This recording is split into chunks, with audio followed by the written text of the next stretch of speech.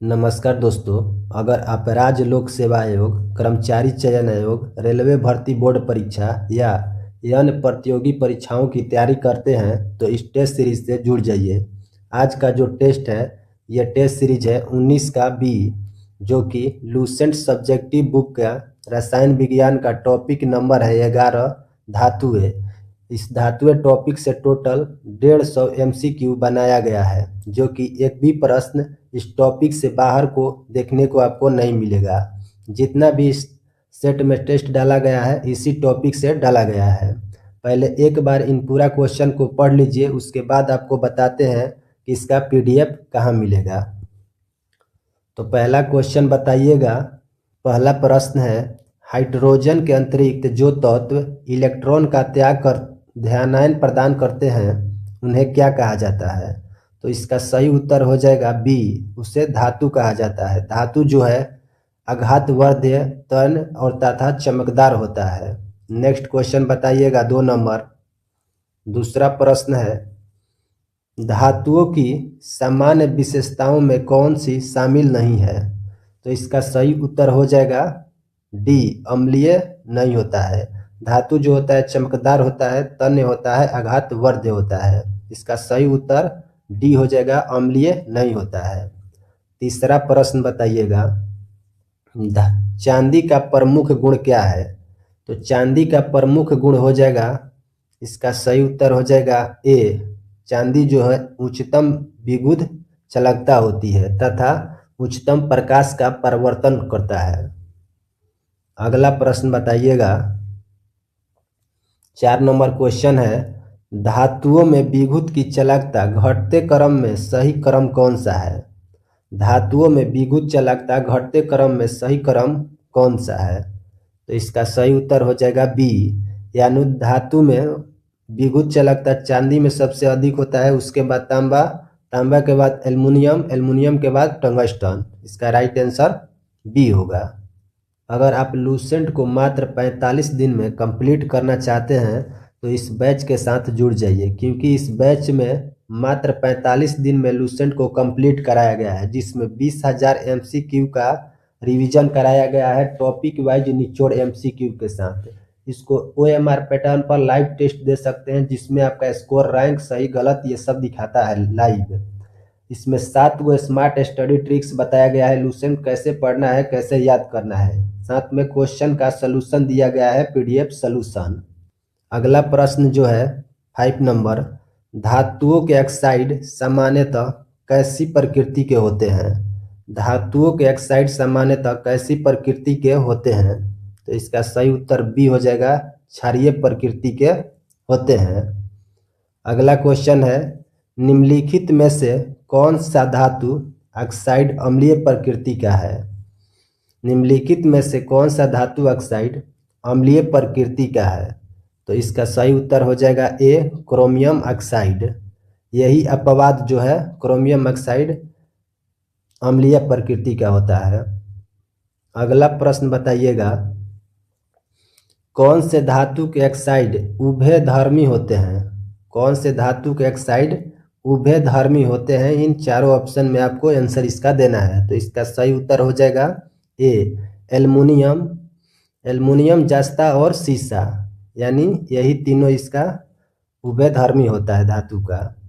अगला प्रश्न बताइएगा, 8 नंबर क्वेश्चन है, सबसे हल्की धातु जो हाइड्रोजन को हल्के अम्ल से विस्थापित कर सकती है वह कौन सी है? सबसे हल्की धातु जो हाइड्रोजन को हल्के अम्ल से विस्थापित कर सकती है वह कौन सी है इन चारों ऑप्शन में? तो इसका राइट आंसर हो जाएगा ए, लिथियम इसका करेक्ट आंसर हो जाएगा। लिथियम जो है सबसे हल्की धातु होती है। अगला प्रश्न बताइएगा, 9 नंबर क्वेश्चन है, सबसे भारी धातु जो हाइड्रोक्लोरिक अम्ल के साथ प्रतिक्रिया नहीं करती वह कौन सी है? 9 नंबर प्रश्न है, सबसे भारी धातु जो हाइड्रोक्लोरिक अम्ल के साथ प्रतिक्रिया नहीं करती वह कौन सी है? तो इसका सही उत्तर हो जाएगा, इन चारों में सही उत्तर बताना होगा आपको। तो इसका राइट आंसर हो जाएगा सी, ओस्मियम इसका करेक्ट आंसर होगा। अगला प्रश्न बताइएगा, पृथ्वी के भूपट्टी में कौन से धातु की मात्रा सबसे अधिक है? पृथ्वी के भूपट्टी में कौन सी धातु की मात्रा सबसे अधिक है? तो इसका करेक्ट आंसर हो जाएगा एल्युमिनियम। एल्युमिनियम की मात्रा सबसे अधिक है, 7% एल्युमिनियम भूपट्टी में पाया जाता है। नेक्स्ट प्रश्न है, अयस्क को क्या कहते हैं? 11 नंबर प्रश्न बताइएगा, अयस्क को क्या कहा जाता है? तो इसका सही उत्तर हो जाएगा ए, वे खनिज जिनके धातु लवकारी रूप से निष्कर्षित की जा सकती है उसे अयस्क कहते हैं। अगला प्रश्न 12 नंबर क्वेश्चन है, धातु कर्म क्या है? 12 नंबर प्रश्न का आंसर दीजिएगा, धातु कर्म क्या है? तो धातु कर्म अयस्कों से धातुओं का निष्कर्षण एवं परिष्करण। इसका राइट आंसर बी हो जाएगा। सही उत्तर बी होगा, अयस्कों से धातुओं का निष्कर्षण एवं परिष्करण। करेक्ट आंसर इसका हो जाएगा बी। 13 नंबर प्रश्न का आंसर दीजिएगा कमेंट में। अयस्क में मिले अशुद्ध पदार्थ को क्या कहते हैं? अयस्क में मिले अशुद्ध पदार्थ को क्या कहा जाता है? तो सही उत्तर हो जाएगा 13 का बी, गैंग कहा जाता है उसे, गैंग। अगला क्वेश्चन है, अयस्क में गैंग को हटाने के लिए मिलाया जाने वाला पदार्थ क्या कहलाता है? अयस्क में गैंग को हटाने के लिए मिलाए जाने वाले पदार्थ को कहा जाता है फ्लक्स। सही उत्तर, अशुद्ध पदार्थों को हटाने की प्रक्रिया को फ्लक्स कहा जाता है। गैंग से अशुद्ध पदार्थ को हटाया जाता है। अगला है क्वेश्चन, गैंग और फ्लक्स, गैंग और फ्लक्स के मिलने से बने पदार्थ को क्या कहा जाता है? गैंग और फ्लक्स के मिलने से बने पदार्थ को कहा जाता है धातुमल। सही उत्तर भी होगा धातुमल। अगला 16 नंबर क्वेश्चन है, निस्तापन प्रक्रिया में क्या किया जाता है? निस्तापन प्रक्रिया में क्या किया जाता है? तो अयस्क को द्रव्यमान के नीचे गर्म किया जाता है। सही उत्तर बी हो जाएगा, अयस्क को द्रव्यमान से नीचे गर्म करना को कहा जाता है निष्पादन, ताकि अयस्क में मिले अशुद्धियां वाष्पशील के द्वारा हट जाए। अगला है प्रश्न, भर्जन में धातुओं का अयस्क को किसके साथ गर्म किया जाता है? भर्जन में धातुओं के अयस्क को किसके साथ गर्म किया जाता है? तो सही उत्तर हो जाएगा ये, हवा के साथ गर्म किया जाता है। ऑक्सीकृत के द्वारा यह हटाया जाता है भर्जन को। नेक्स्ट प्रश्न बताइएगा, 18 नंबर क्वेश्चन है, प्रगलन प्रक्रिया का उद्देश्य क्या है? प्रगलन प्रक्रिया का उद्देश्य बताइएगा। तो इसका सही उत्तर हो जाएगा शुद्ध धातु प्राप्त करना। राइट आंसर बी हो जाएगा, शुद्ध धातु प्राप्त करना को कहा जाता है प्रगलन प्रक्रिया। अगला प्रश्न है 19 नंबर, कार्बोनेट अयस्क, कार्बोनेट अयस्क को किस प्रक्रिया द्वारा धातु ऑक्साइड में परिवर्तित किया जाता है? तो इसका सही उत्तर 19 का हो जाएगा बी, निस्तापन। 20 नंबर क्वेश्चन है, सल्फाइड अयस्क को किस प्रक्रिया द्वारा धातु ऑक्साइड में परिवर्तित किया जाता है?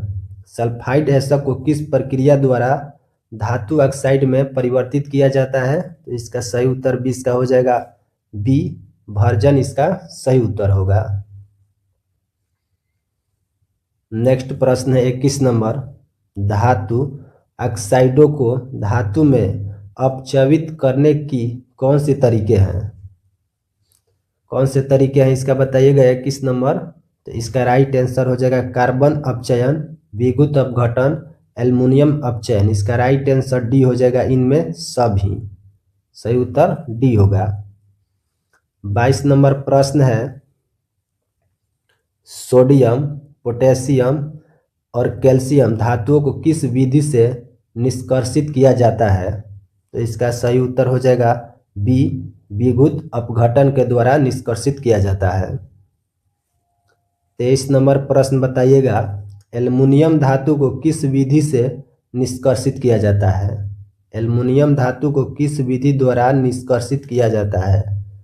तो इसका सही उत्तर हो जाएगा ए, गलित ऑक्साइड का विद्युत अपघटन के द्वारा एल्युमिनियम का निष्कर्षण किया जाता है। इसी तरह टोटल इसमें 150 क्वेश्चन दिया गया है। बाकी के क्वेश्चन आप इजी बुक स्टडीज एप्लीकेशन के फ्री कोर्स में जाकर इन 150 क्वेश्चनों का टेस्ट दे सकते हैं। टेस्ट देने से पहले आप लुसेंट बुक के रसायन विज्ञान का टॉपिक नंबर 11 धातुओं को पूरा कंप्लीट पढ़ लीजिएगा, तब जाके इस टेस्ट को दीजिएगा। लाइव टेस्ट ये होता है, उसमें आपका रैंक स्कोर, कितना क्वेश्चन गलत किए, कितने क्वेश्चन छोड़े, ये सब दिखाएगा। तो जाइए अभी एप्लीकेशन को डाउनलोड कीजिए, इजी बुक स्टडीज एप्लीकेशन, और फ्री कोर्स को ज्वाइन कर इस टेस्ट को दीजिए।